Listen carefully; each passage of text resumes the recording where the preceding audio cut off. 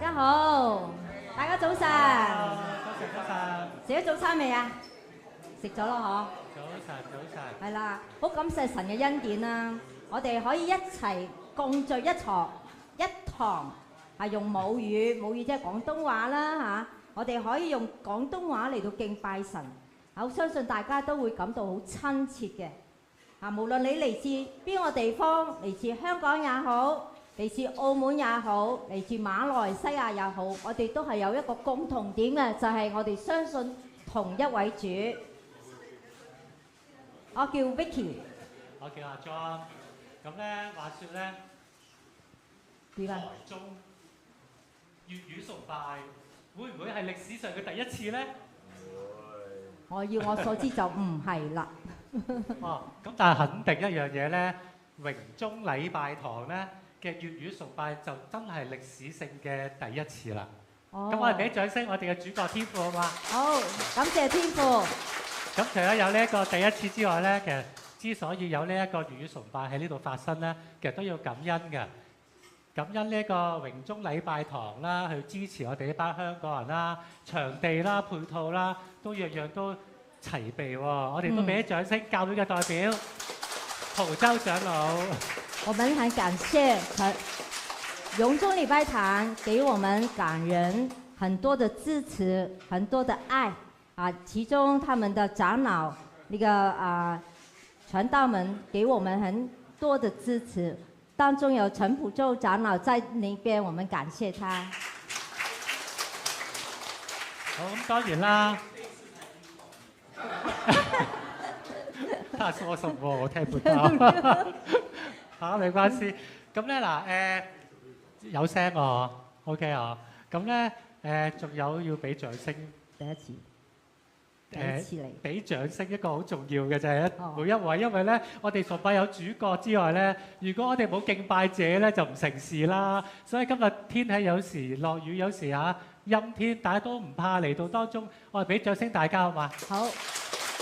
最後啦，第一次嚟榮中禮拜堂嘅唔係課程喎，係呢個禮堂喎，呢個崇拜即係第一次嚟到呢一度啦，我哋都請佢舉手，我哋俾掌聲。OK， 好，歡迎你哋。係啦，咁不如咁啦，既然大家即係可能第一次見面，我哋不如用5分鐘，我哋去傾下偈咯。我哋問候下，我哋互相認識下，好唔好啊？俾5分鐘時間你哋，自由傾偈。個凳都得㗎。握下手啊！而家有啲譬如生面孔啲咧，可以走過去握手喎。係啊，大家可以喐下。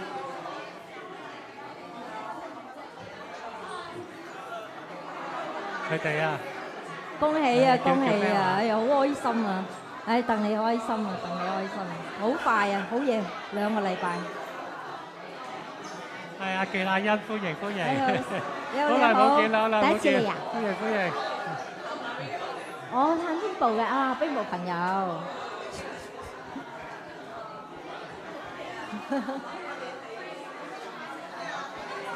我倫敦過嚟玩嘅。歡迎你哋啊！繼續。係啊，玩下啦，台灣好好玩嘅，台灣好玩。我叫 Vicky VICKY，係啊，台灣好玩嘅，食嘢，食啲好食嘅嘢。有冇你唔識？第3次啊？有你唔識嘅。好舒服，係啊，唔緊張。6年啦，移民過嚟。好。係啊，去 relax 好多。即係啲人又因為你又唔需要做嘢啦。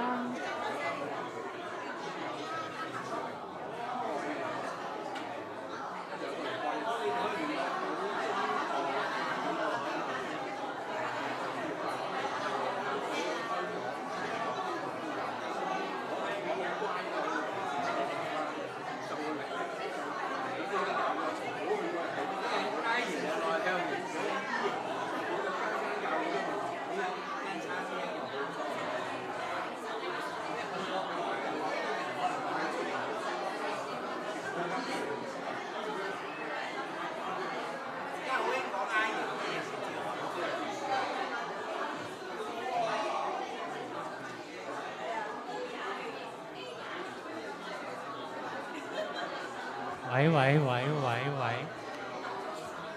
喂喂喂 ，hello hello。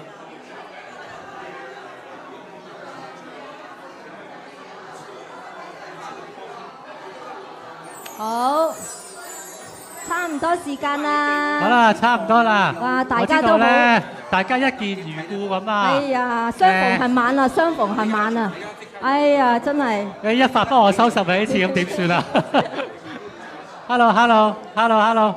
好嗱，大家冷靜啲，先大家冷靜啲啊！我哋即刻完翻咗，埋位坐下。嗱完咗仲有機會咧去傾偈嘅。係啊係啊。咁啊。係啊。即刻呢度好似一個同鄉會咁啊，係嘛？OK，好嗱，即刻完咗，仲有時間啊，我哋安靜一下先啊。咁啊，時間關係，我哋差唔多，咁歡迎完咯喎。係啊，散會之後我哋仲可以傾嘅，唔使驚嚇。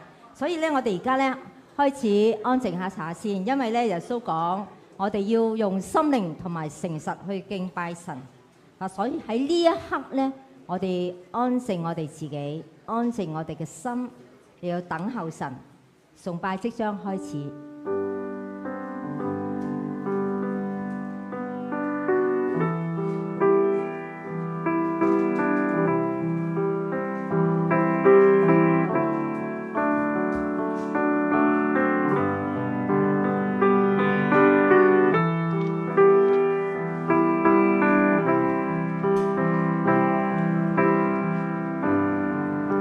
神愛世人。甚至將他的獨生子賜給他們，叫一切信他的不至滅亡，反得永生。我哋神係咁愛我哋嘅，我哋有啲乜嘢回應呢？我哋可以以愛還愛，讓我哋一齊用呢首詩歌讚美神。賜下你恩光，心房不會再驚慌，為你奔走遍方，哪懼怕奔波，靠在你身旁，竟為我擔當，為我罪裏得釋放，凡失喪的、呼喊的，你都親手撫養不朽的溫暖的真愛，了知痛楚處，你當得敬拜讚美，你恩典覆蓋這地，眾唱和散那歌聲全為你起，榮耀頌讚歸於你讚美，你關心親切細膩，用愛還愛這奇妙道理。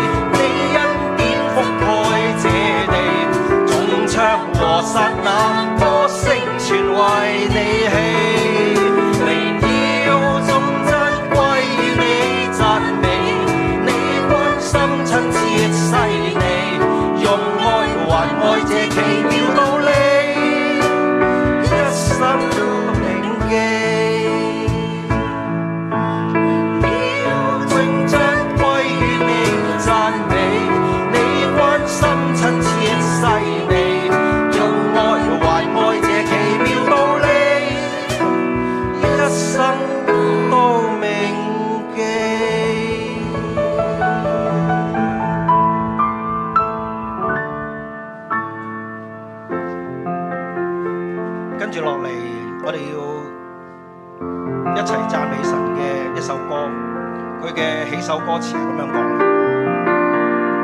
人生像演戲，假如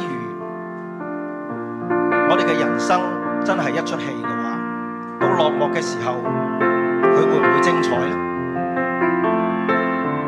如果佢係精彩嘅話，原因只有一個，讓我哋一齊起立，唱呢一首《全因為你》。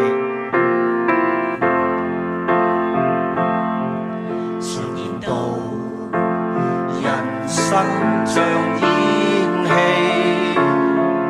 為何這生精彩因有你？人在世，永恆何在？或讓聲線要掠過，是你令我人生找到靠倚。死蔭幽谷中，你伴我過渡，歡欣裏風光裏，你共我同在。當身處孤單傷痛，來擁我入懷。你是我神，是我奇妙救恩，全因為你，令我一生都解美。你令我生命從空虛化做傳奇。無論我作如紅日，或如黃昏般漸漸老，是你令我如鷹般高飛。全因為你，令我一生都解美。你令我生命從空虛化做傳奇。唯獨你是我拯救，我終不致死，直到永遠從心底讚美。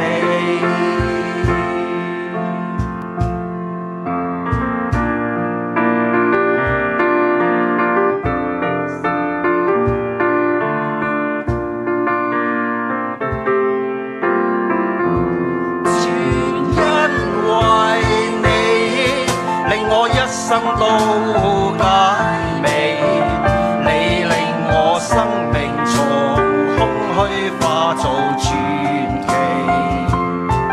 無論我壯如紅日，或如黃昏般漸漸老，是你令我如鷹般高飛。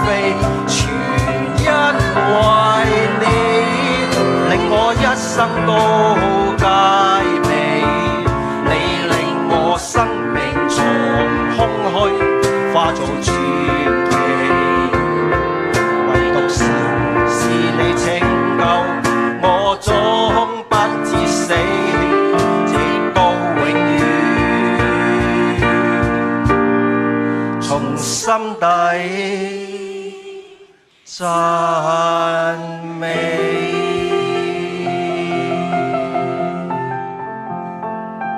請坐。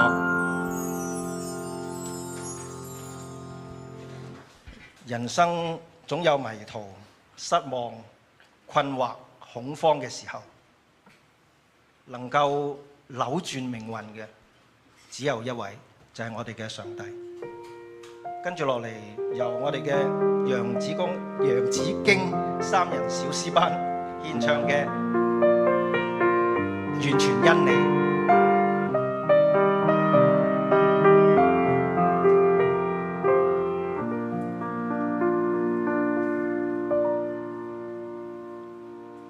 從前的我迷途失望，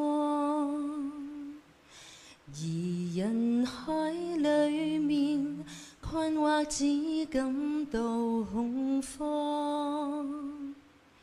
迷途的我如何盼望？浮沉中碰着這這份愛使我向往，完全因你重燃希望，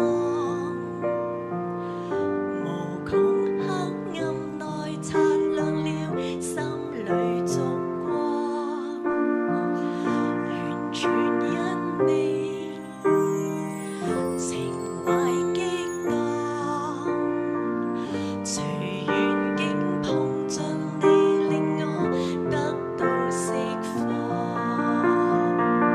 你改變命運的結局，陪流淚的我笑着看，一個千秋語出如淚，又像我心在搖盪，打破命運為我阻攔，當日風雪下降，能令一生不迷茫。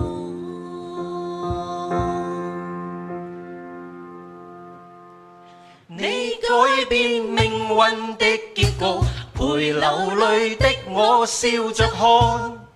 一個千秋如春如淚，又像我心在搖盪。打破命運為我阻攔，當日風雪下降，能令一生不迷茫。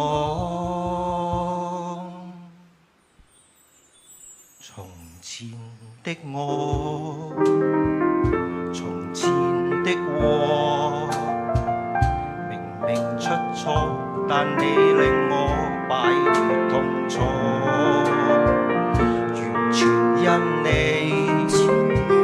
來臨相助，人生已沒有不可，悠然地唱吧這首歌，多得你用心再做我。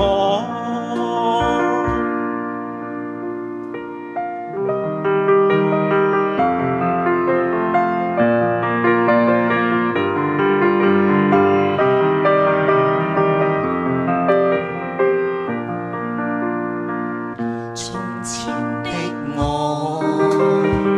從前的我，明明出錯，但你令我擺脫痛楚，完全因你來臨相助，人生已沒有不可，悠然地唱吧這首歌，多得你用心再做我，感激你用心愛着我。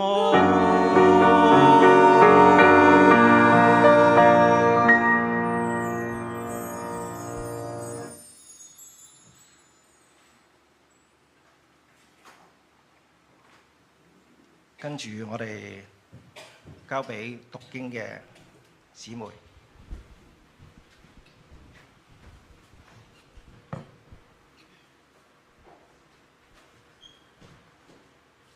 詩篇第23篇，耶和華是我的牧者，我必不致缺乏。他使我躺臥在青草地上，領我在可安歇的水邊。他使我的靈魂甦醒，為自己的名引導我走義路。我雖然行過死蔭的幽谷，也不怕遭害，因為你與我同在，你的杖、你的竿都安慰我。在我敵人面前，你為我擺設筵席，你用油膏了我的頭，使我的福杯滿溢。我一生一世必有恩惠慈愛隨着我，我且要住在耶和華的殿中，直到永遠。以下係今日講員分享嘅經文，請大家同我一齊誦讀使徒行傳28章30至31節。保羅在自己所租的房子裏住了足足2年，凡來見他的人，他全都接待，放膽傳講神國的道，將主耶穌基督的事教導人，並沒有人禁止。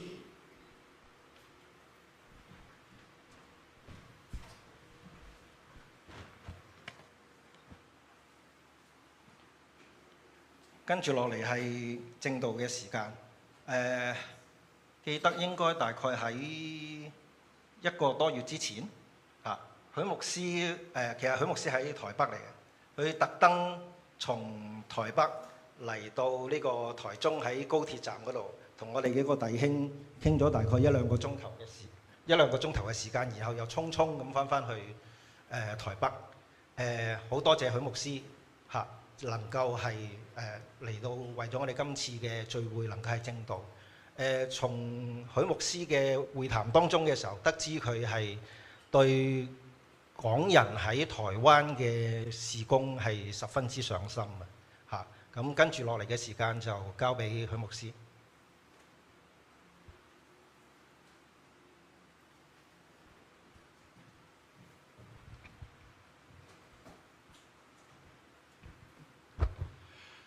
各位香港同胞，大家好。我想問一下，我哋在座有冇一啲嘅香港同胞，你仲未信耶穌嘅？仲未信耶穌？唔好客氣，舉手嚇，俾我知道你嘅情況。咁我一陣間演講嘅時候就即係唔好講得太深。如果我淨係講一啲基督徒先至識聽嘅嘢呢，咁啊對唔住你嚇，唔尊敬你。OK， 我哋先一齊做一個祈禱好嘛？宇宙嘅大主宰，創造天地嘅主，我哋感謝你，你實在愛我哋，你先做宇宙萬物，再做我哋。我哋一出世就享受你所創造美好嘅世界。感謝你，亦都真係俾我哋認識你，以致我哋嘅人生有盼望。無論遇到咩嘢都有平安，我哋亦都感謝你。雖然我哋今日唔能夠來喺香港嚟到台灣，但係你係何等偉大奇妙嘅神！你俾我哋真係嚟到台灣，我哋唔孤單唔寂寞，因為因着信仰，我哋一班來自香港嘅弟兄姊妹，我哋喺一齊，我哋呢個屬靈嘅大家庭，俾我哋嘅支持、愛、鼓勵。有時仲勝過我哋自己原來生長嘅家庭，我哋知道呢啲都係你嘅恩典，祈求主帶領下面嘅時間，藉住你嘅話去安慰鼓勵我哋，奉耶穌嘅名祈禱，阿門。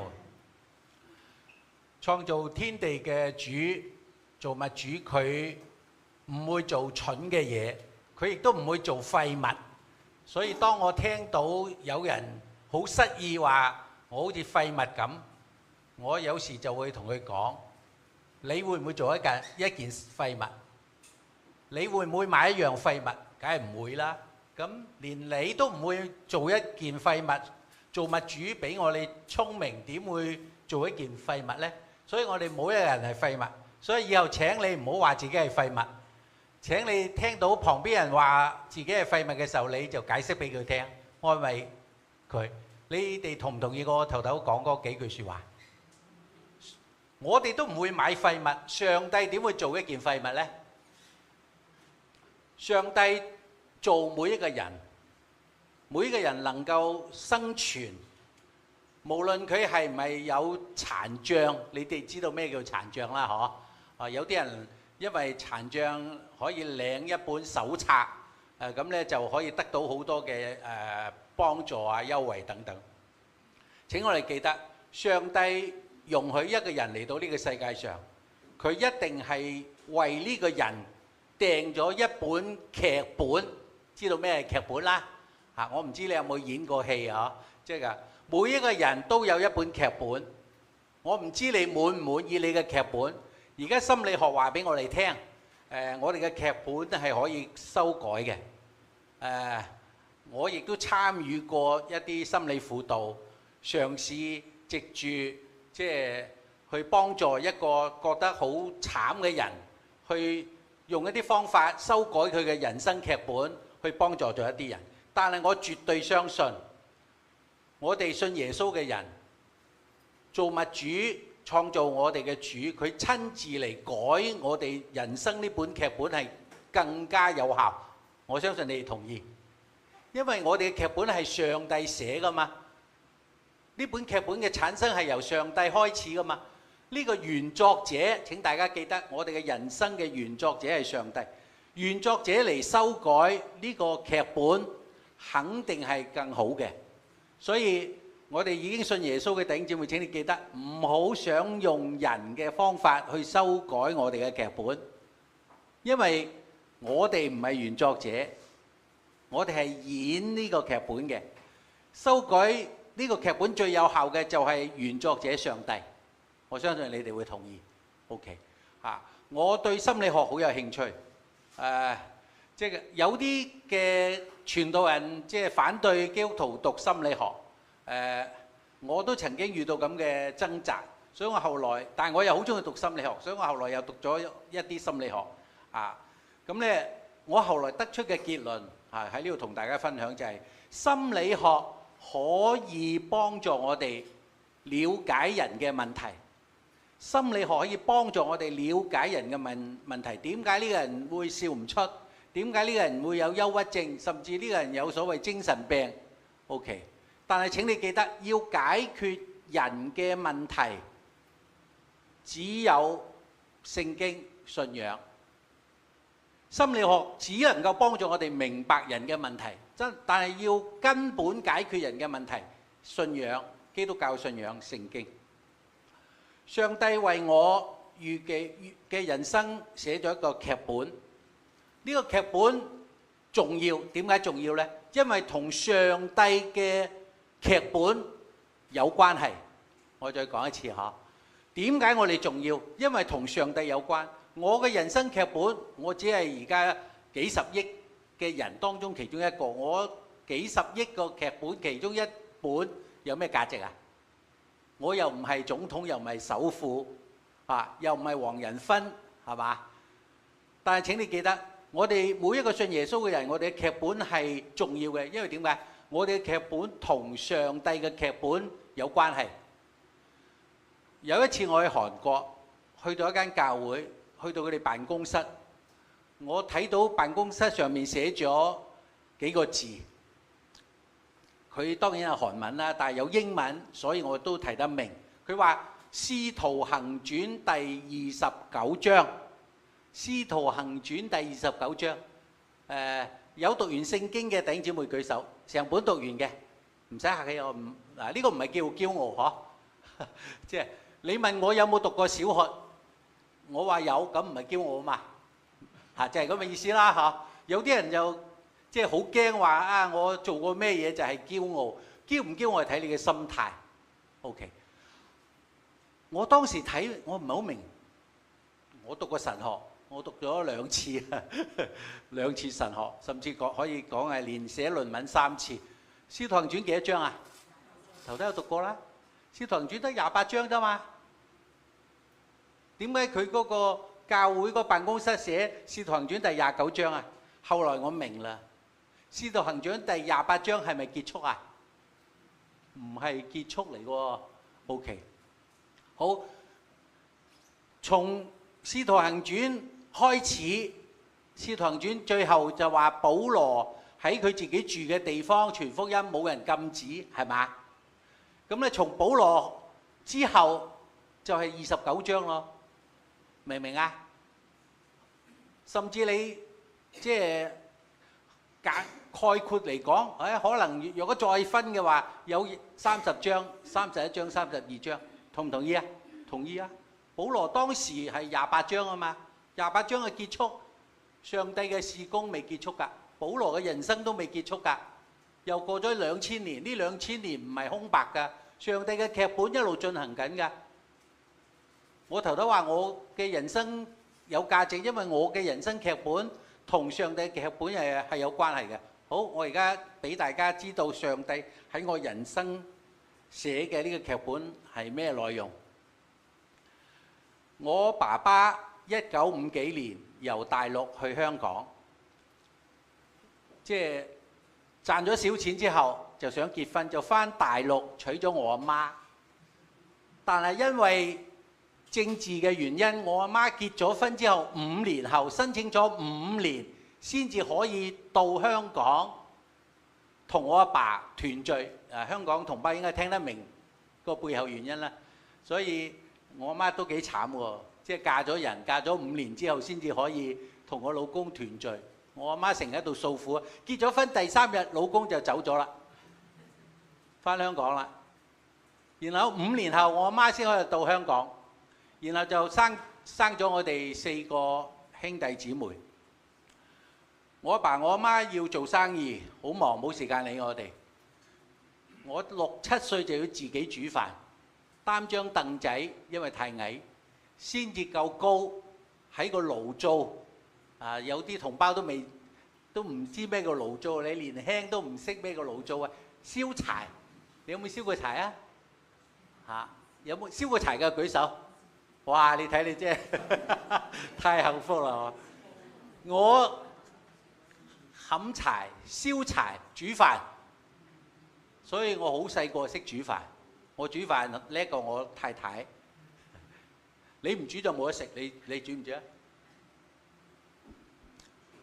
我好快啲香港人識聽咩叫快啦，即係唔乖啦嗬。然後我阿爸就冇乜時間同我溝通互動嘅，佢見親我都係冇好嘢嘅，揾親我都冇好嘢嘅。我有時放學坐低要做功課，佢唔問你做咩，即刻幫我去買嘢，買乜，所以我都冇時間讀書，所以我小學就數學英文都唔合格。小學數學英文唔合格，因為我根本唔係讀書。我去學校孭住個書包，孭住個足球，我重點係踢足球。有時記得拎翻個足球翻屋企，唔記得拎翻個書包翻屋企。呢個就係我小學嘅人生啦。然後到中學，小學你都唔合格，你中學點跟得上呢？所以我就變咗台灣叫太保，香港叫做飛仔，但我又膽小。我跟住嗰啲大佬叫我去彈人啊！廣東話我突然間唔識講，劈友啊劈人啊嚇！嗰陣未興劈呢個字啊，但係我就膽小，唔敢劈人，所以撈唔起啊！15、16歲嘅時候我都唔想活落去啊，即係唔想死啊！我屋企住6樓，咁啊有7樓嘅天台，我喺7樓天台。同我啲兄弟姊妹鬧完交，俾阿爸阿媽鬧完，我企喺7樓想跳落去，最少2次我好清楚。但係我好要面啊，跳落去死唔去咧，俾人笑死喎。跳落去死唔去，斷咗隻腳咁啊做跛仔喎。我因為咁樣考慮太多，所以就冇跳落去。上帝有冇寫劇本啊？然後等我17歲平安夜嗰晚。我最熟嗰個堂阿哥，我阿爸喺香港得一個親人，有個哥，佢阿哥以前係國民黨裡面啲人嘅，所以就即係1950幾年就即係更早就嚟香港，咁咧佢就帶埋個細佬就係我阿爸去香港。OK， 咁我阿伯父咧有2個老婆，8個仔女，有一個同我特別好嘅。嗰個特別好嗰個堂哥喺平安夜嗰日，突然間心臟病就死咗。我仲記得好清楚，我阿爸我阿媽食緊晚餐，突然之間我接到即係電話，咁咧就出去。我阿媽翻嚟嘅時候喊到眼都腫咗，即係我嗰個堂哥喺即係心臟病之後就死咗。然後喺佢嘅最後嗰個告別式叫咩？廣東話唔識講，突然間佢嗰個女朋友，佢已經有女朋友預備結婚啦。呢個我阿伯8個仔最好嗰個仔，同我最好嗰個呢個堂哥，突然之間24歲喺平安夜嗰日心臟病發死咗。我阿爸我阿媽喊到眼都腫，佢個女朋友就仲慘啦嗬。OK， 我開始諗人生問題，死唔去啊嘛。15、16歲、17歲開始諗人生問題，即係人究竟點解要繼續生活落去？18歲，我一個中學同學，呢個中學同學呢，就我哋係死黨嚟嘅。咁呢，中3嘅時候，我留級，我成績好過佢，我留級。佢成績差過我，俾學校踢走。咁佢去中九巴做維修，學維修做學徒。咁呢，有嘢做，咁咪想識女仔，咁咪又識唔到。咁啊聽講教會啲女仔比較蠢，即係比較好呃。咁呢就去教會識。咁佢啊膽細啊，細膽小鬼嚇。咁佢揾我呢個死黨陪住佢。我係1978年4月22號星期六夜晚陪我呢個俾學校踢出去嘅呢個死黨去教會。佢去教會識唔到女仔走咗啦，我變咗牧師，我陪佢去嘅啫，我夠義氣喎。上帝係咪好奇妙啊？我信咗耶穌之後，我就想讀書啦。本來我就即係冇機會讀大學，考咗2次考唔到。我阿爸話：你唔係讀書嘅料。我阿爸眼中淨係識要賺錢。以前聽人講做警察賺錢，叫我做警察。後來聽講做消防員仲賺錢，又叫我做消防員。即係我阿爸覺得我唔適合讀書，所以我係流住眼淚求我阿爸俾我再考第3次大學，就考嚟台灣。上帝好奇妙，我喺香港考唔到喎，竟然嚟讀台灣大學啊！你知唔知台灣大學係台灣最好嘅？所以我啲同學都好唔憤氣啊！我考咗5次先考到台灣大學，有啲考咗其他大學唔甘心要讀台大，考咗5次我先人。你竟然嚟，你咁嘅料同我做同學，我啲同學都好叻啊！簡單嚟講，能夠考上台大都係台灣第一流啦。咁我肯定唔係第一流啦，明唔明啊？所以我啲同學啊，即係考試前唔使讀書啊，都90幾分。我讀3晚開夜車都係60幾70分，明唔明啊？我好奇妙嚟讀台灣大學，然後上帝俾我對信仰有好多嘅了解。我喺香港，我信耶穌嘅教會係5旬節，係我個牧師係神召會神學院畢業嘅，係第一代嘅靈恩派。我嚟到台灣係喺國語禮拜堂，呢間就係國語禮拜堂。我喺台北嘅國語禮拜堂，有個叫做南京東路，有個捷運站就係南京東路。喺嗰個禮拜堂，佢哋有個長老吳勇長老係好有名嘅。吳勇長老喺台灣就等於喺香港嘅滕近輝牧師，咁你明啦嗬？上帝好奇妙，我覺得喺香港先接觸靈恩派，所以我唔會反對靈恩派。然後嚟到呢度變咗好保守嘅國語禮拜堂，我個腦就喺裡面即係交戰啊、掙扎，究竟即係呢啲即係譬如韓國趙鏞基牧師咩第4道空間，究竟係咩嘢？真定假？講方言究竟點？我信耶穌冇幾耐就識講方言啦，祈禱就講方言啦。嚟到呢度就好多人覺得講方言就係鬼父等等嚇，然後即係讀大學讀得好辛苦。我大學畢業之前諗住我大學畢業就返香港啦，因為我唔係好中意台灣嘅。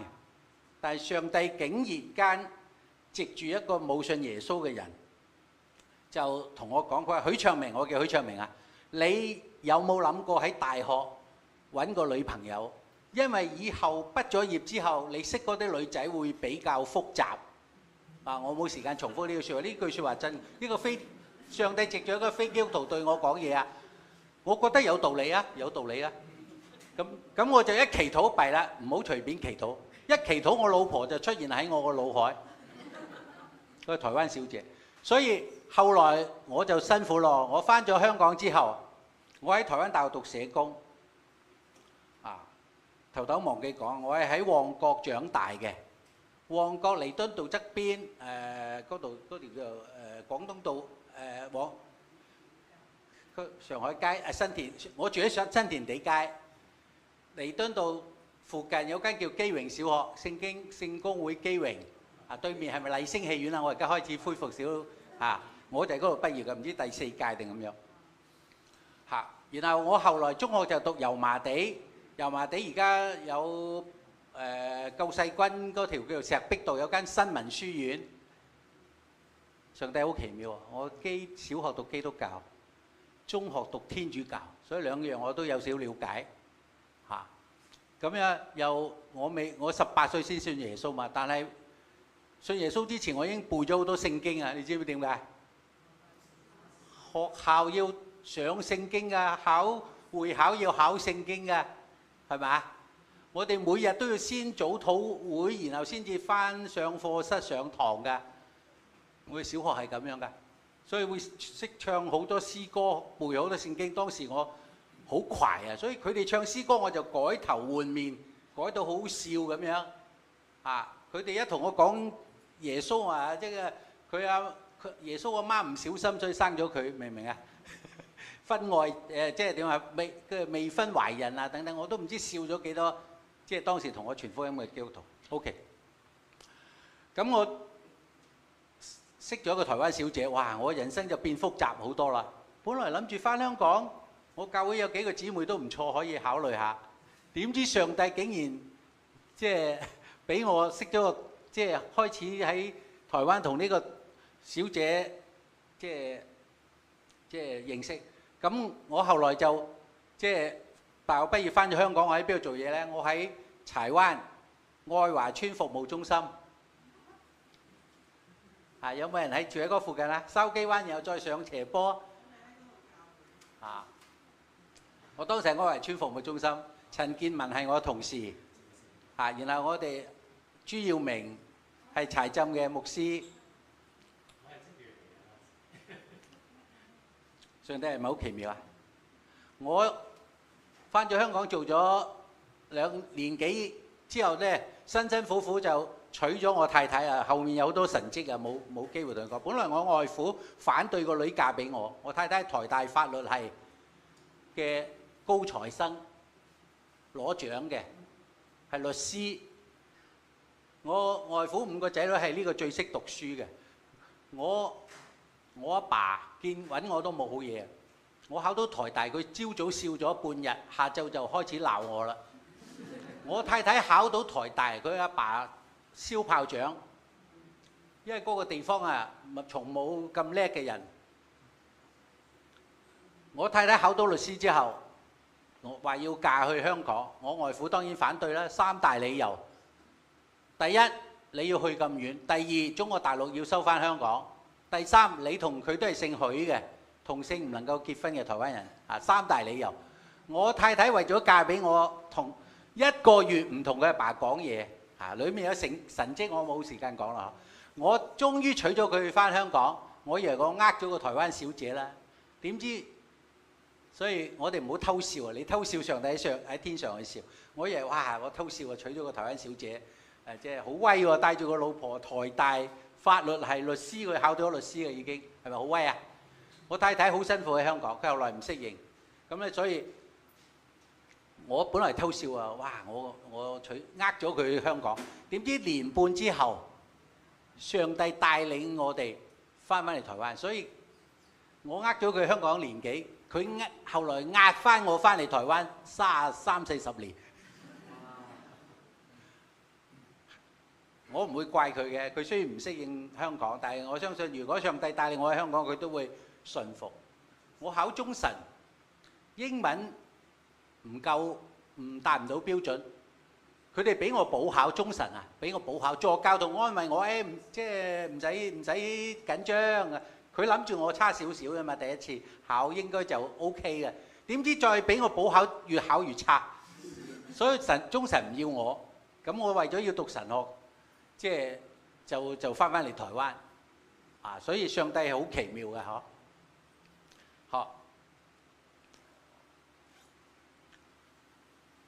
我嘅前言大家讀俾我聽好嘛？使徒行傳係教會嘅歷史。紅色字你哋讀俾我聽，預備請。請你記住下，呢個經文頭頭讀過。請你注意下，我就唔想再讀啦，最後一句説話，《使徒行傳》停喺28章，最後一句係咩啊？主耶穌基督嘅事沒有人禁止，係嘛？沒有人禁止。我幾年前再讀翻呢段經文，我好感動。神嘅工作當然冇人能夠禁止，明唔明啊？但係我最近有一次再去用原文去分析呢個經文嘅時候呢，聖經裏面有講保羅，聖經原文希臘文你知啦，我都有讀過。保羅住喺自己租嘅房，然後凡來見他的人，他都能夠接待，原文都係咁嘅意思。然後保羅放膽傳講上帝嘅國，教導主耶穌基督嘅事，原文全部有，但係原文沒有人禁止，所以等於係和合本嗰個翻譯，和合本嗰個宣教士啊，咁咧佢就係翻譯嗰個意思啊。的確佢冇改，佢冇篡改聖經。前面保羅自己可以租屋，人可以隨便去探佢，佢等於被軟禁喺一個地方，自己租間屋就被軟禁喺嗰度。但係所有人隨時可以嚟見佢，佢亦都可以講神國嘅事同埋講耶穌基督嘅古仔。佢係咪等於好自由傳福音？明唔明啊？所以翻譯聖經人覺得保羅雖然係被軟禁，但係佢可以繼續傳福音，代表神嘅福音係冇人禁止。當時羅馬冇禁止保羅傳福音。我好感動就係我睇到上帝好有能力，冇人能夠禁止神嘅工作，明唔明啊？請大家記得，希望上帝幫助我哋明白，冇人能夠禁止神嘅工作。我間接識人而家喺烏克蘭。當然喺其他嘅地方都有，即係下一張投影片嚇，我要快少少啦我哋簡單嚟講一講，請大家記得，上帝俾創造我哋，佢寫咗一本劇本俾我哋。呢個劇本嘅中心思想係咩？劇本應該有一個中心思想㗎嘛。裏面有好多內容，係好多嘅演變，好多嘅過程，好多人物。但係請大家記得，上帝喺我哋嘅人生裏面要編寫呢個劇本，就係我哋成為佢嘅見證人。我哋每一個人都係神嘅見證人。耶穌升天之前同門徒點講啊？你哋就係我嘅見證人啦嘛。你睇到成個使徒行傳就係講信耶穌嘅人點樣作見證。其實從舊約到新約都係講神嘅子民，新約就係基督徒，舊約就係神嘅子民，都係為佢作見證。如果你用心讀聖經，你知道，就算當時即係以色列人當中，只有以色列人係神嘅百姓啊嘛。以色列人當中唔係個個都係神嘅見證人，甚至你睇到當時舊約裏面本地嘅先知，你講以色列建國之後呢，有後來分裂北國同埋南國。北國以色列係即係比較冇咁敬畏神嘅。北國以色列嘅先知，甚至有好多根本就冇去幫上帝做代言人。先知嘅意思唔係未卜先知，先知嘅意思係佢係上帝嘅代言人。但係你睇到喺北國嗰啲先知咧，北國嘅王，如果你讀過舊約，你知啦，就係即係南北國分開，北國幾乎冇一個王係敬畏上帝。南國即係大概有3-4個咁啦咁樣。北國嘅王冇敬畏上帝，留喺北國嘅先知好多都唔敬畏上帝。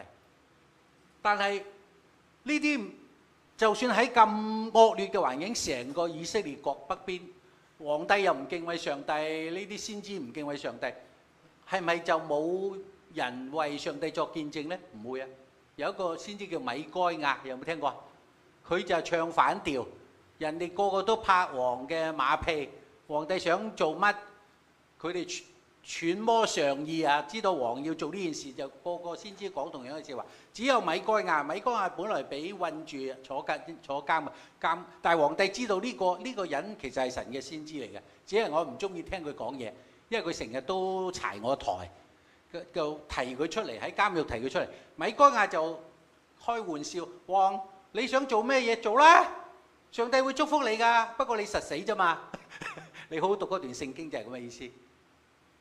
佢好似同其他假先知講同樣嘅説話，即係鼓勵王去做，但係佢加咗一句即係去做啦，但係你會死啫嘛。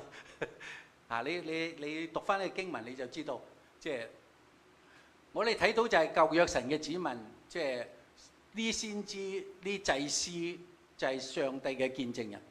然後唔止係呢啲所謂服侍上帝嘅，即係先知、祭司係上帝見證人。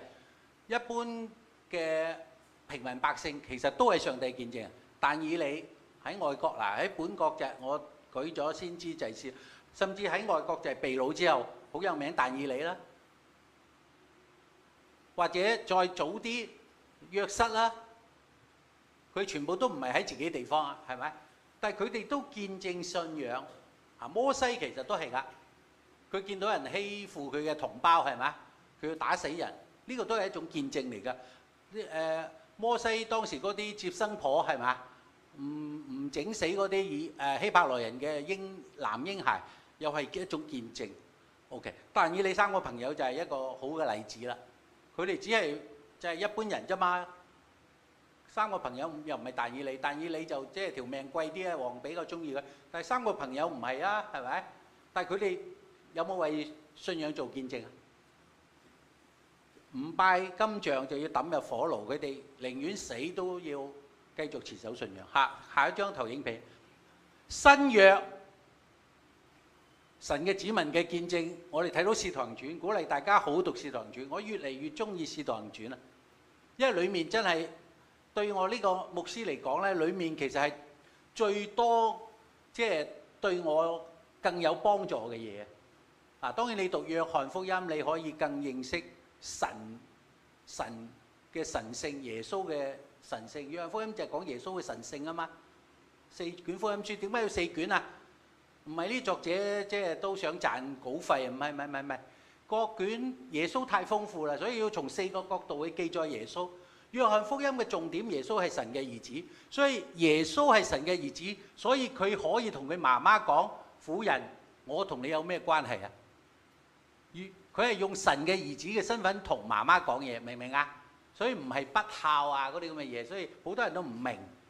耶穌當時嘅媽媽知道呢個仔，佢未見過耶穌行神蹟喎，呢個係第一個神蹟啫喎，係咪？但係佢知道呢個仔唔係平凡人，見到佢哋冇走，即係好冇面咁啊，希望個仔去幫佢。耶穌即刻用神嘅兒子嘅角色同佢媽媽對話：婦人，我同你係咩關係？你點解命令我？明唔明啊？所以我今日幫耶穌辯論咯。有啲基督徒甚至覺得耶穌冇即係點解唔尊敬阿媽？阿媽叫你做唔啱嘅嘢，就唔應該尊敬佢啦。明唔明啊？就係耶穌，你好讀約翰福音，約翰福音就講耶穌就係神嘅兒子啊！我是道路真理生命，我是世界嘅光。水變酒係超越自然規律，使死人復活，超越死亡。所以約翰福音係有佢嘅特色嘅。大家好好讀聖經就，我以前好中意，但係我而家更中意《使徒行傳》，因為《使徒行傳》俾我睇到神嘅教會係點樣發展。因為我係牧師，我嘅一個好重要嘅，我而家剩低嘅人生目標就係神嘅教會。我已經預備見主面㗎啦。我身上好多毛病，但係我覺得點解我要再活落去呢？我而家就算走咗，我唔會好擔心我太太，我亦都唔會擔心我嘅下一代。上帝會照顧佢，佢哋亦都已經懂得依靠上帝。我而家覺得上帝留我呢條命，就係要繼續去侍奉佢。使徒行傳繼續寫㗎，請大家記得使徒行傳繼續寫。你願唔願意參與寫使徒行傳？你好讀《使徒行傳》，我希望上帝亦都同樣問呢個問題：神嘅教會到保羅發展到第28章，呢個章節係後來我哋自己加嘅，《使徒行傳》係冇，即係聖經本來冇章節。《使徒行傳》之後到今日，其實係《使徒行傳》繼續喺度發展，教會繼續發展。《使徒行傳》講教會講得最清楚，點樣建立教會，點樣去做傳福音、做差傳、做宣教、差派同工，遇到苦難應該點樣啊 ？OK。彼得前書彼得前書講咩嘢？彼得前書彼得耶穌嘅門徒彼得寫信俾本都、加拉太、加帕多加、亞細亞呢啲已經逃難分散到各處嘅信徒，明唔明啊？所以無論喺耶路撒冷，即係唔怕死留喺度，有人留喺度就俾司提反俾打死啦，雅各。耶穌一個門徒雅各亦都被殺頭，係嘛？呢啲喺耶路撒冷作見證，有啲就即係可能係怕死，可能係即係佢本來就唔係耶路撒冷嘅人，咁佢就即係走難咁咧，就無論翻佢自己鄉下，或者走到邊度，譬如有個執事腓利，佢咪走咯，走喺半路當中遇到嗰個安提阿伯太監，係咪？神感動佢傳福音。所以無論係喺耶路撒冷嘅唔怕死嘅人，係為耶穌作見證；怕死逃難去到各處嘅人，亦都係為耶穌作見證。OK， 最後一張投影片。我哋本來係客旅，我頭先講我喺度預備緊去見上帝嘅面。聖經舊約有講到啊。你當預備迎見你的神。我哋有冇喺度預備緊？我哋過每一日其實都係預備得更好去迎見神。好似新娘，譬如仲有10日就結婚啦。結婚前10日準備嘅，同結婚前一日準備嘅，梗係唔同啦。結婚前有啲嘢係結婚前一日先準備，或者結婚前最後一日應該係準備得最好㗎嘛。譬如我60歲已經準備見主面，因為我身體好多毛病，到今日已經60幾歲啦。咁樣我應該係準備得更好啊嘛。如果上帝俾我再多5年，5年後我應該係準備得更好。喺我準備呢段時間，其實我一定要記得，我亦都希望上帝幫助我哋每一個香港嘅同胞，你記得我哋係客旅。希望你記得，上帝俾你人生當係人生上半場喺香港。好似我咁喺香港出生，我係18歲嚟台灣讀大學，21歲再翻嚟台灣讀神學。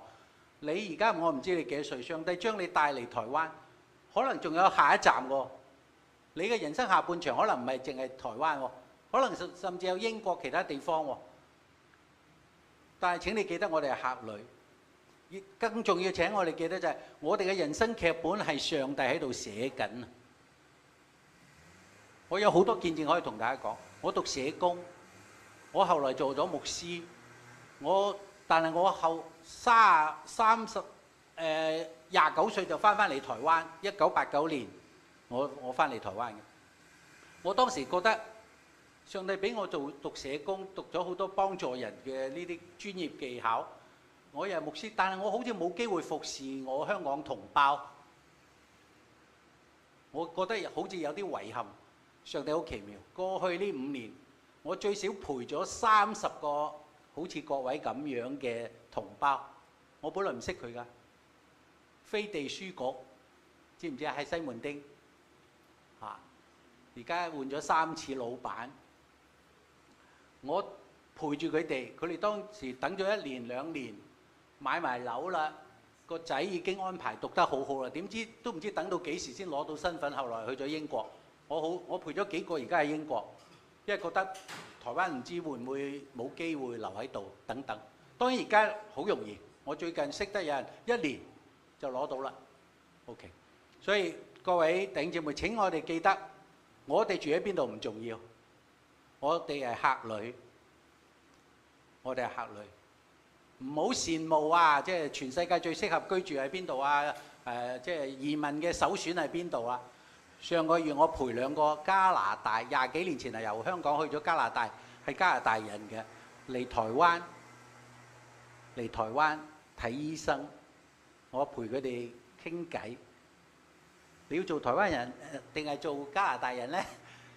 做加拿大人、台灣人都唔重要啊！我哋生於香港啊，以前係香港人，而家唔係香港人啦。你住喺台灣就請你記得，你而家就唔係香港人啦。你只係喺香港出生啊！我唔知你想最後你嘅人生係喺邊度，但係請你記得，我哋係天國人最重要，同意嗎？我哋天國人最重要。你記得你天國人，你喺香港好開心，喺台灣好開心，喺任何地方好開心。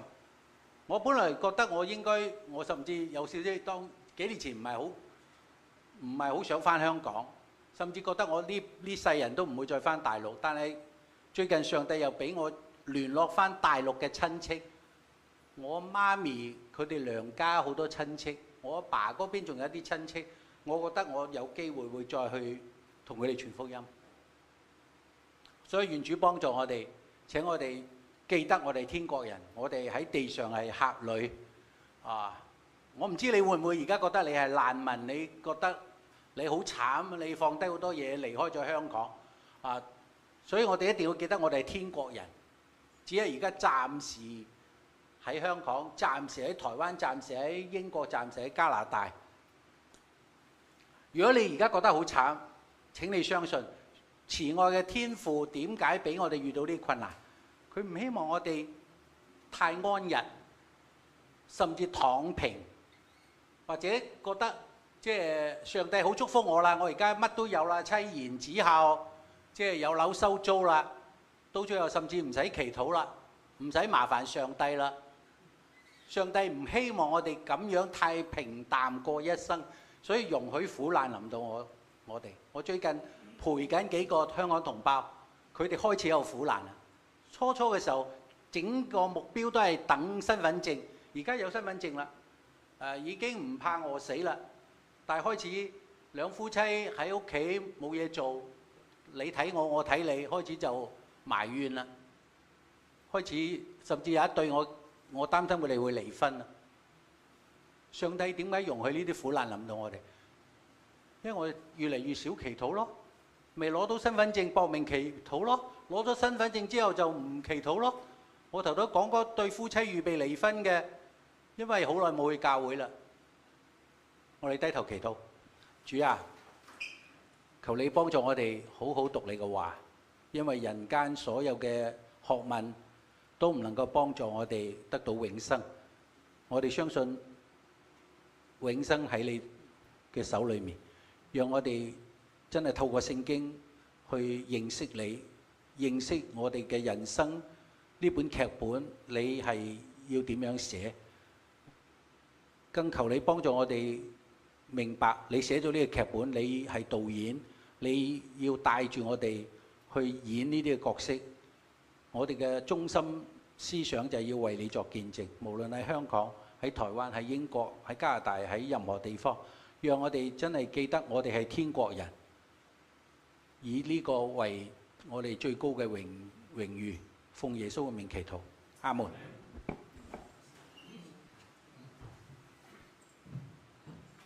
好多謝阿許牧師嘅訓勉啊！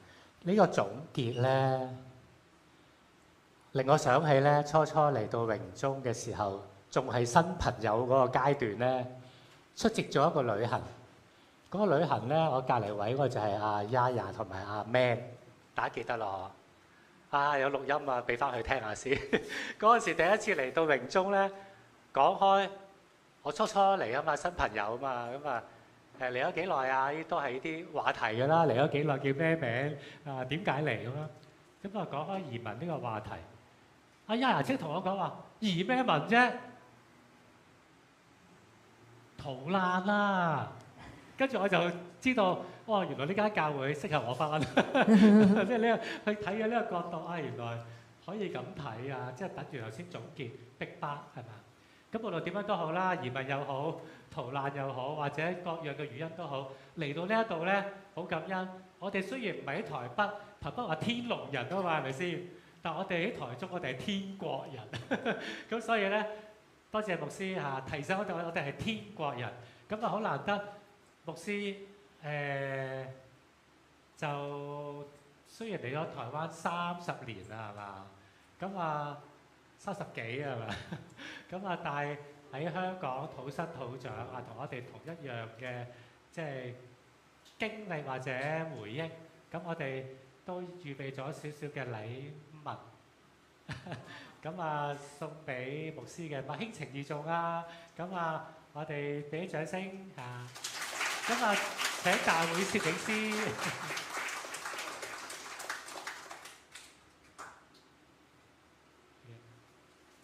好啦，交俾你。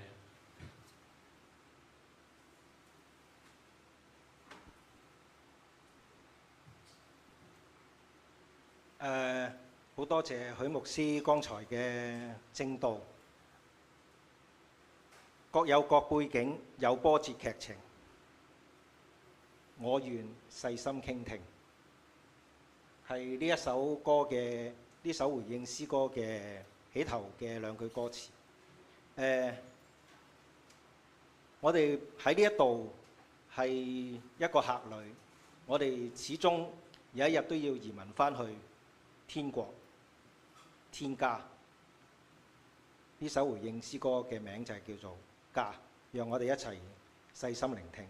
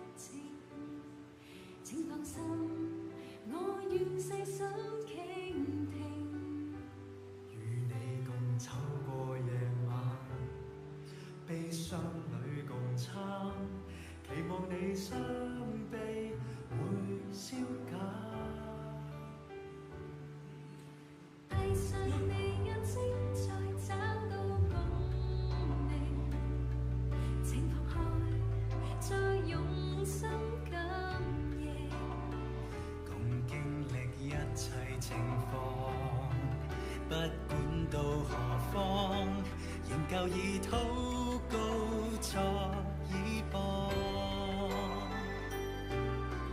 家全憑他不怕風雨，就在這家重新去建立安慰與寬恕，同經挫折與歡愉。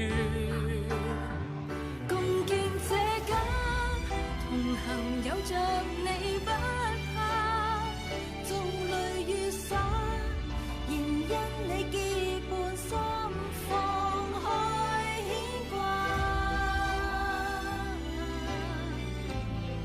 同心去歷變化。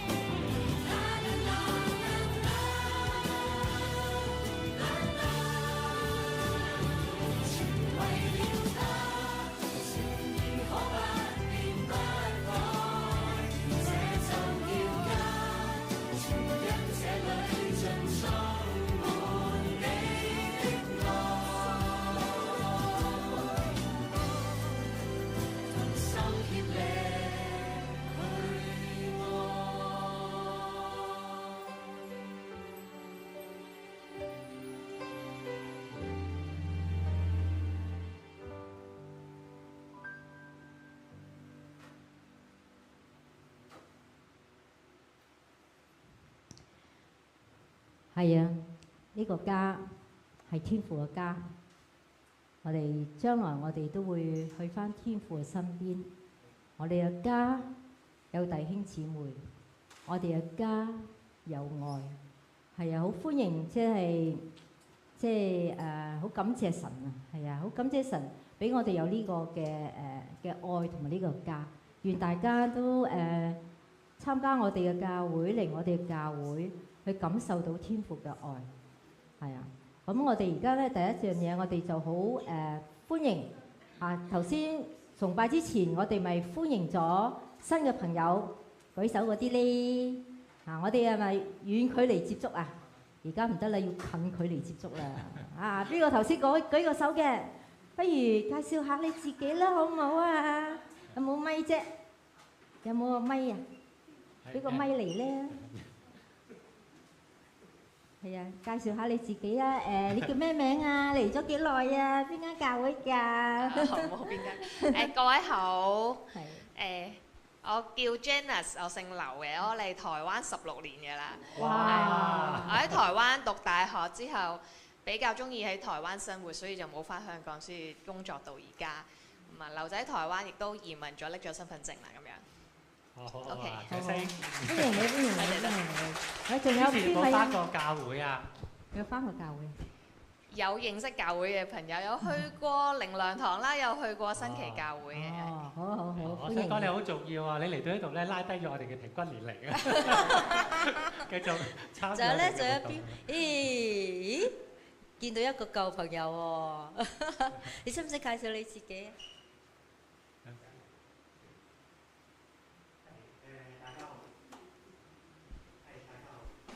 OK， 有冇聲？有冇聲？聽唔聽到啊？哦，有。係我姓楊嘅，咁嚟台灣前後後我估都有10年㗎啦。咁但係咧，經常即係留喺度咧，係最近1、2年嘅事嘅啫。咁主要就係跟我家人過嚟啦。咁就但係我家人已經全部攞晒身份證啦，係我未有。咁就而家翻緊宣道會宣信堂。多謝大家。好，歡迎你，歡迎你，歡迎你。好，歡迎，繼續係努力，我哋為你祈禱啊，攞身份證呢件事。好啊。OK。仲有冇邊位想介紹下自己，等我哋認識你？咦？呢位係咪識？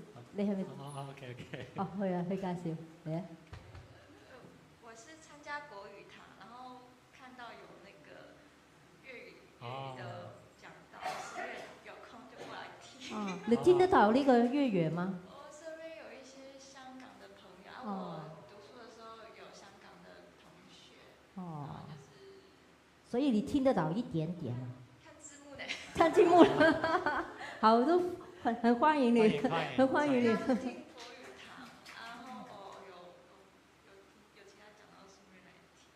哦，好，謝謝你，謝謝你。歡迎。仲有冇其他想？有個白色衫嗰位小姐，係咪呢位啊？係。有冇介紹下你自己啊？叫佢簡單介紹得㗎啦。誒，有。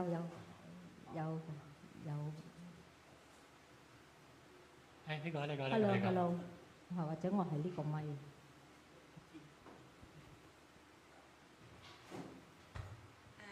大家好 ，Hello， 我係因為打乒乓波 group 嘅朋友，佢叫我嚟參加，咁我就嚟學下場。咁我以前其實中學嘅時候都係基督教學校嘅，所以我對基督教都有啲認識嘅。歡迎你。你嚟咗台灣幾耐啊？我嚟台灣7年啦。哇，7年咯，哦。我叫 Amy。Winnie， Amy 啊，歡迎你。好。仲有冇啊？仲有冇想讓我哋認識你？嚇？係喎，哎呀，呢個稀客嚟嘅，呢個稀客。呢個要5分鐘啊！我邀請過佢好多次啦，今日先見到佢啊。大家好，我姓李嘅。多數都叫李老闆係。我嚟咗都5年幾㗎啦，今次都係啲朋友叫我嚟，所以想嚟聽下啲嘢，試下。好啊，歡迎你，歡迎你，歡迎你。喺隔離位啊，隔離位又係稀客嚟喎。大家好，Kelvin，我都嚟咗5年啦，咁就由原先嘅移民，咁啊而家變咗國民啦。係，恭喜你。咁都係有朋友邀請我嚟，咁我都會出席。咁亦都因為其實我對榮中都幾熟㗎啦，因為在喺呢度都上咗國語班，都上咗2次啦。多謝各位。好。聽聞就嚟做助教添係咪？已經係助教啦。好，咁啊，阿 Judy 你有冇嘢分享？第一次參加崇拜啊 ，Judy。係啊，同埋我實在喺台灣嘅居住嘅年齡實太少啦，其實實際上嚟咗半年啫。嚟咗半年啫。係啊，所以唔係話認識好深，但係生活覺得舒適嘅、舒服嘅。好多好好嘅人，遇到好多好人嘅，咁同埋係啦，覺得台灣生活都好舒適啦，好文明啦，仲有咩呢？係啦，我係嚟旅居嘅，所以暫時都未有任何即係申請居留啊，乜嘢都冇，純粹係體驗生活啦，想開放即係睇下呢個地方啊、環境啊，咩都試下咁樣，了解多啲呢個地方。好多謝所有幫我嘅人。好歡迎你，好歡迎你。好歡迎歡迎。仲有冇人想介紹你自己啊？阿欣咧，阿欣隔離嗰個咧，怕醜啊佢哋。咁啊，除咗旅居咧，仲有嚟台灣旅行嘅喎，聽聞係咪啊？邊個？又可以分享下喎。你旅行係啊，喺邊度嚟㗎旅行？我哋係由倫敦飛翻香港探親，再飛嚟台中探親跟住我哋禮拜日就會飛翻香港，轉翻倫敦啦。好高興喺呢度見到大家同一個母語粵語去崇拜。我哋喺倫敦都係用粵語崇拜嘅。我哋好感恩，我哋係即係大家都天國之民，可以喺倫敦好自由咁樣去講粵語，去傳福音。我同太太都喺倫敦有服侍嘅。感恩。咁啊，好高興見到大家，見到你哋啲生活咧，我都好欣慰嘅，因為呢度係真係好平民化，啲生活即係啲嘢好平啊，因為倫敦真係太貴。咁你就見到阿來啊、阿 Rainbow 佢哋，哇！呢啲嘢咁平嘅、咁抵嘅，真係好。但佢哋感恩啊，揾到一個咁好嘅地方。咁我講嘅同我太太分享。所以你見到我哋嘅生活咧，其實主要係見到阿來玲玲嘅生活係咪？係啊。所以戥你哋都好感恩啊！咁好，仲有冇人想？冇啊，咪即係祝福大家啦！我哋都係天國嘅子民，我哋都一齊努力啦！好啊，咁啊，嚟自四方八面嘅都歡迎，即係間最後咧嘟我哋個曲。如果有機會再嚟台灣，咁啱我哋又有崇拜，又可以嚟參與啊！好，咁我請阿基潮傳道代表我們榮中禮拜堂歡迎感謝感謝徐牧師來正道，好不好？再一次感謝他代表榮中禮拜堂。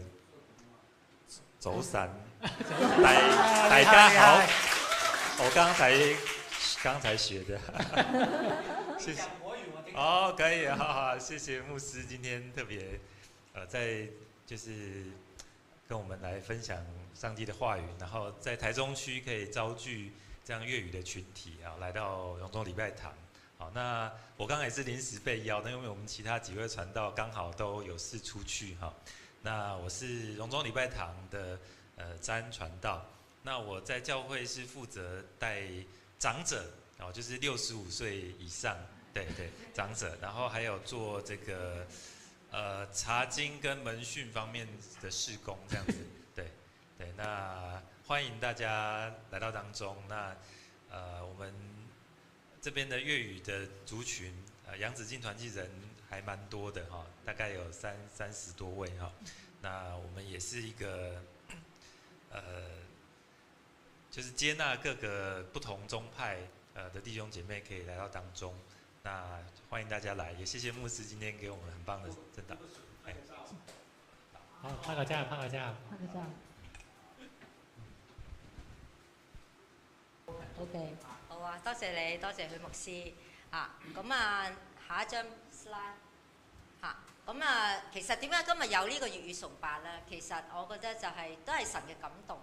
咁啊，嚟自2020年8月開始嘅，講真嗰句。2020年8月開始，榮中禮拜堂開始呢個港人關懷事工，就由一個國語班開始嘅啫，然後延伸至一個粵語小組，至今嘅叫楊子經小組，有國語班，又有而家仲有㗎，每年有2次嘅國語班、台語班，亦都有 AI 講座同埋工作坊啊，陳蒲洲長老即係擔當嘅呢個嚇，靠陳蒲洲即係係啊，我哋受惠於蒲洲長老嘅 AI 強人嚟嘅佢係嚇。咁亦都係借呢個機會去感謝長老同埋傳道們好高度支持我哋港人關懷事工，以至到我哋真係個港人群體，我哋真係有一個真係有一個屬靈嘅家。最緊要我哋有個屬靈嘅家，我哋彼此去相愛、鼓勵、支持，同埋有神與我哋同在，呢、這個就係最寶貴。所以我哋好感謝佢哋啦。Next， 下一個嚇。咁好啦，咁啊話説。呢間教會有好多課程啦，係咪？聽到啊，喂，有聲 ，OK。咁頭先都聽到有啲咧係嚟自唔同教會啦，係咪？咁啊，你哋都繼續喺你哋嘅教會去努力。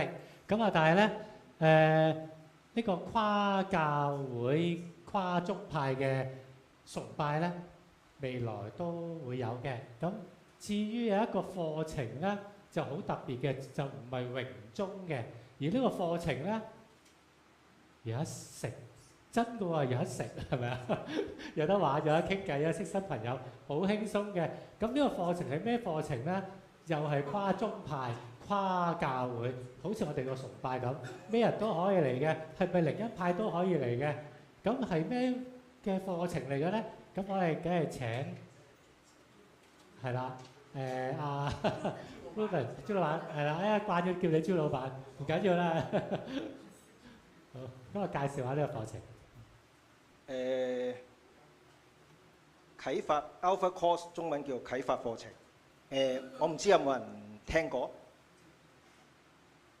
有啲聽過，有啲未聽過嚇。咁我哋睇睇嗰個介紹先。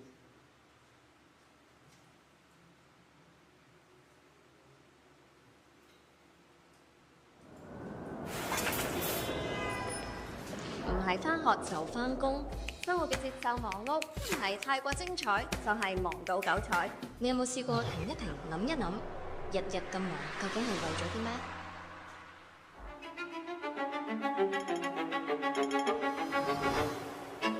人生係咪就係咁呢？喺呢度，大家可以輕輕鬆鬆一齊探索人生、信仰同意義，諗去嗰啲你成日都冇咩時間去諗，但係其實又好重要嘅問題。喺啟發，你可以講下你嘅睇法，又可以聽下其他人嘅諗法。我哋會一齊食嘢、睇片，仲有傾偈。每次我哋會討論一啲關於基督信仰嘅問題，然後喺小組裏面你可以自由分享，完全冇壓力。當然唔講嘢都完全 OK 㗎。啟發係一個真誠、開放、友善嘅地方，無論你係咩背景同信仰，呢度我哋都歡迎你。Try Alpha， 試下人生係咪真係咁？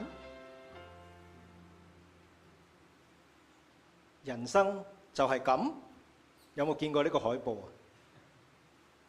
遲下喺各大食肆，各大港人嘅食肆都可能會出現。與其講係一個課程，我不如講佢係一個聊天室。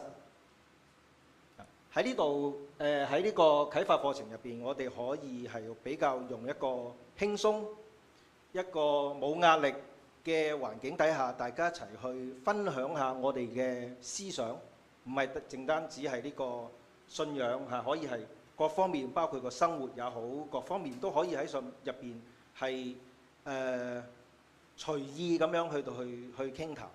我哋唔係辯論，我哋係聆聽，我哋係可以大家一齊去到交流思想。知道喺2019年發生咗嘅事，喺香港發生嘅事之後，好多人係離開咗香港，去唔同嘅地方，離散到不同嘅地方，包括咗台灣，包括咗英國、加拿大，唔同嘅地方都有。可以講係一班受傷嘅人，我哋嘅心靈都係需要去到醫治，係有乜嘢可以撫平到呢個傷口呢？啟發課程入邊，我哋係願意大家一齊去到經歷呢個嘅情況嚇，好似頭先嗰首歌所講嘅嚇，亦都係可以一齊去到探索下我哋嘅人生嘅目標究竟係點？又或許基督教嘅信仰係點嘅呢？我哋見到有好多為義受逼迫嘅人，點解佢甘願唔離開？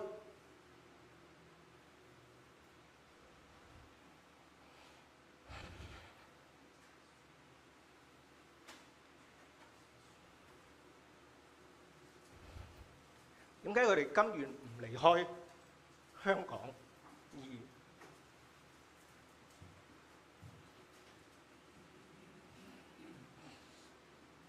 ？Sorry，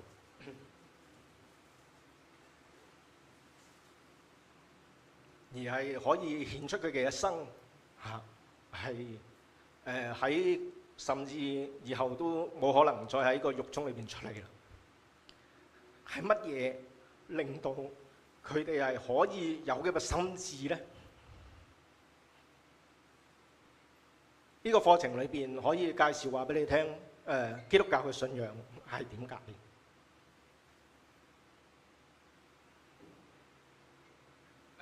嚟緊嘅時候，其實就已經喺個海報上面睇到啦。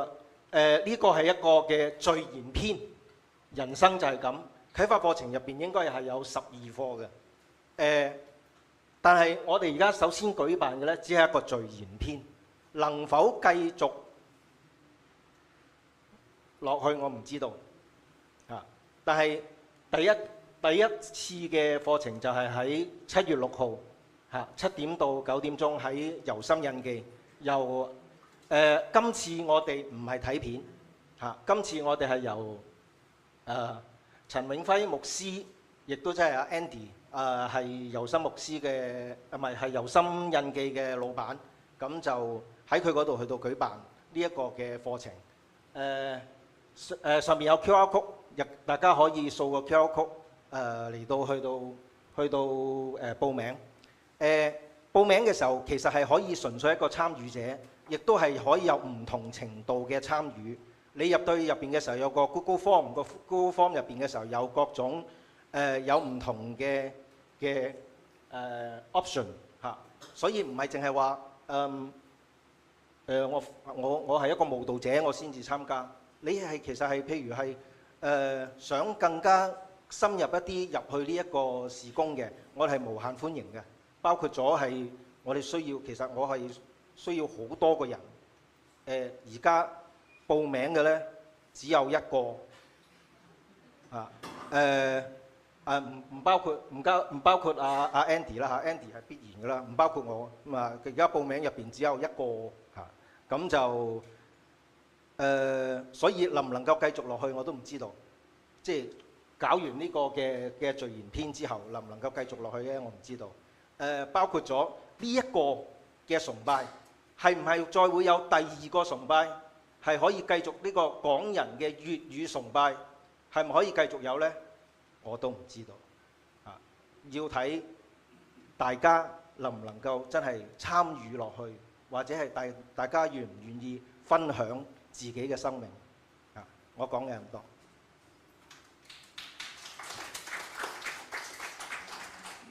Andy。好，嗱，你大家會睇到咧，禮堂都有，出邊 lobby 亦都有一個 QR code， 而呢個 QR code 你加 line 咧，好鼓勵你哋加 line 啦，就係一個粵語華人崇拜，亦都係即係今天嘅崇拜跨教會嘅崇拜。咁主要呢個 QR code 做啲乜嘢咧？就係發布港人嘅關懷事工嘅資訊或者活動，或者我哋團契有啲咩活動啊，或者有啲咩news 啊，或者甚至係 Alpha Course 啊，或者係一啲嘅一啲嘅課程啊，我哋都會 po 上去嘅總之同我哋香港人啊或者我哋華人有關嘅啦同埋發布榮中教會裏邊有舉辦啲講座啊，或者聖經嘅研讀啊。醫療健康，你知唔知榮中禮拜堂裏邊好多醫生嘅，好多醫生嘅，咁所以佢哋都好多時定期會有一啲嘅健康講座嘅，或者興趣班啊等等嘅，咁希望大家鼓勵大家加 line 啦冇壓力加，但係一定要加嘅，因為都係一種支持啦。咁正如頭先朱老闆講，會唔會有下一次粵語崇拜咧？都唔知㗎，不過大家都加咗入去先，冇壓力嘅。咁希望大家臨走咧，你嘟唔到呢個曲咧，見到頭先有啲人都好好啦，即刻嘟啦。如果嘟唔到唔緊要啊，四周都貼咗啲紙咧，都可以嘟嘅。咁咧就真係冇壓力嘅，只係我哋發放消息嘅渠道啦。咁如果真係有第二次嘅話，又有粵語崇拜嘅話，咁當然我哋就喺呢度發放噶咯喎。咁如果你又嚟台灣旅行嘅話，又你又有時間嘅話，都歡迎一齊粵語崇拜啦，係啦，咁樣咯。好，下一張。咁下一張咧，崇拜就係崇拜啦，梗係要影相啊，冇㗎啦，嗱第一次嘅咋，都係最後一次㗎。點解咧？其實咧，可能即係話説5年後、幾年後，會唔會呢個粵語崇拜喺台中有幾百人參加咧？會唔會啊？咁如果睇翻啲相，第一次我哋得咁少人㗎咋，嗱，好值得紀念啊，係咪先？所以咧，大家都陣間完咗啦，祝福之後咧，都鼓勵大家留低做一個紀念，影一張相。可能即係大家日後唔知啊，10年後有成1000人嘅台中香港人崇拜，或者粵語嘅崇拜。咁你起碼呢張相揾到自己都值得紀念啦，係咪先？咁大家即刻就影張相咯喎。好啊。好。跟住下一張。係，咁而家咧就請許牧師幫我哋頒布祝福，然後我哋咧默禱散會。一齊企起身好嘛？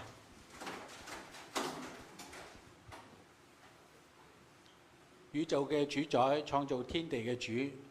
我哋感謝你，雖然我哋唔係好認識你，但係我哋從你所創造嘅萬物，從我哋過去人生嘅經歷，我哋能夠活到今天，我哋都知道係上帝你去幫助咗我哋。今日我哋雖然離開咗原來土生土長嘅香港嚟到台灣，前面嘅道路真係我哋都唔知道下一步係點，但係讓我哋真係更認識你，更相信你，以致我哋可以因為有你拖帶我哋無論喺邊度，客旅到邊度，我哋都因為知道自己係屬於天國嘅，天國嘅主人一定會賜福我哋，帶領我哋，保守我哋。多謝主，願主耶穌基督嘅恩惠、天父上帝嘅慈愛、聖靈嘅幫助，日日與我哋每一個人同在，從今時直到永永遠遠。阿門。請坐。好啦。咁我哋咧話説楊子，默禱咗先。係喎，默禱先，唔好意思，大家請默禱先，跟住先至拍照。係啊，拍照，但係默禱咗散會先，好嘛？默禱散會咗之後，請大家留步，我哋影一幅全體照。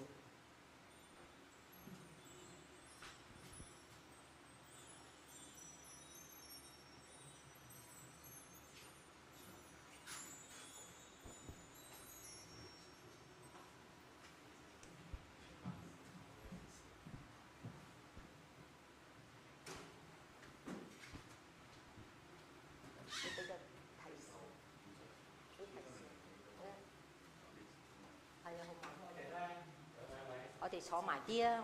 我哋 group 埋啲啊！係啊，露出你頭啊！咁啊，希望盡量每一個人都影到嘅啊！坐埋啲。係啊，後啲坐前啲，我哋盡量係親密啲，坐得親密啲。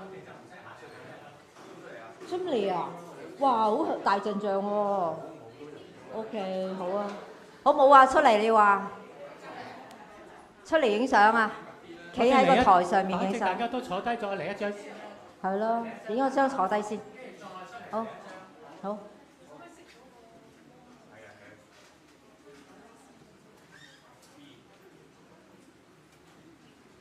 好，我哋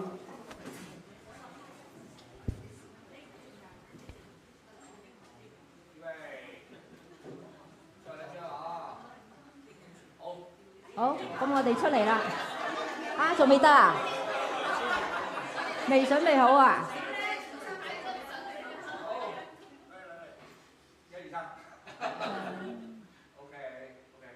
好，咁我哋出嚟啦。嚟，唔好客氣，出嚟，我哋影張大合照。嗱，你哋咧嗰張相咧就會鋪翻喺嗰個羣組嗰度嘅。頭先，係嚟啊嚟啊，出嚟出嚟出嚟。阿牧師企中間，啊，牧師請中間啦。你哋次次都係咁樣一企就企側邊嘅，牧師企中間啊！牧師要企中間㗎，如果唔係咧，我哋唔知道邊個係牧師㗎。請啊！誒，出嚟啊！出嚟啊！阿欣出嚟啊！唔使怕醜。如果想低調啲咧，可以喺後排嘅。作為紀念啦。啊，呢個蒲州長老係啦，啱啦，唉，咁咪靚仔咯。係請明英影相啊！係咪請明英？係揾個位坐，揾個位企。唉，嗱，我哋先請楊子京首席攝影師阿來。冇人企。嚟一張先，跟住咧，阿來你等一等。哦，有遙控，好啊。阿 Percy，我哋歷史性時刻啦嚇。影音組組長啊。台中粵語崇拜。哇！阿文娟已經準備好啦。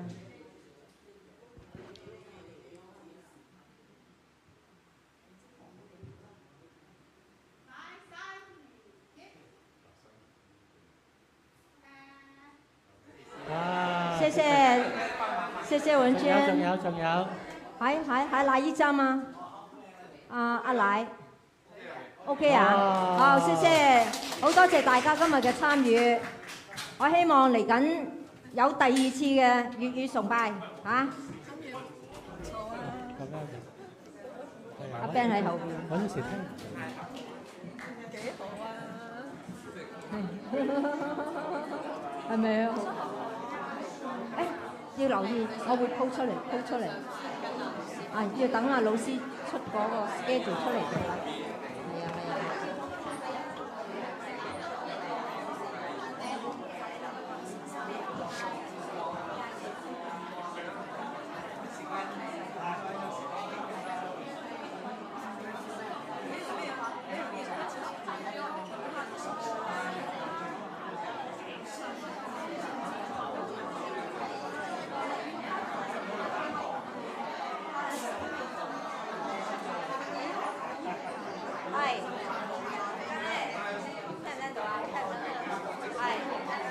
Hello， 係，而家咧我哋有一位嘅楊子京弟兄啊，今日生日，阿 Ruben 喺邊啊？冇匿埋，今日你生日，我哋要向你為你唱一首生日歌，好冇？Happy birthday to you， Happy birthday to Ruben， Happy birthday to you。再嚟多次，預備起。Happy birthday to you, Happy birthday to you, Happy birthday to Ruben, Happy birthday to you。仲有一首恭祝，預備起。恭祝你福壽與天齊，祝賀你生辰快樂，嘿嘿嘿！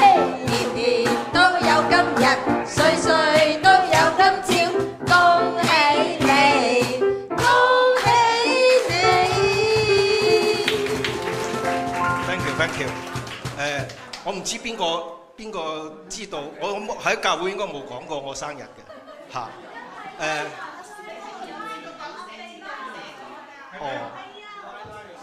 個拉出賣咗你啊！所以嚇嗰度淨係寫生日咋係嘛？冇寫日冇寫年㗎係嘛？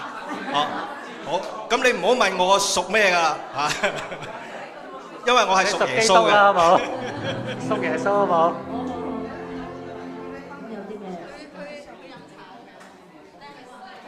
我哋會有起實。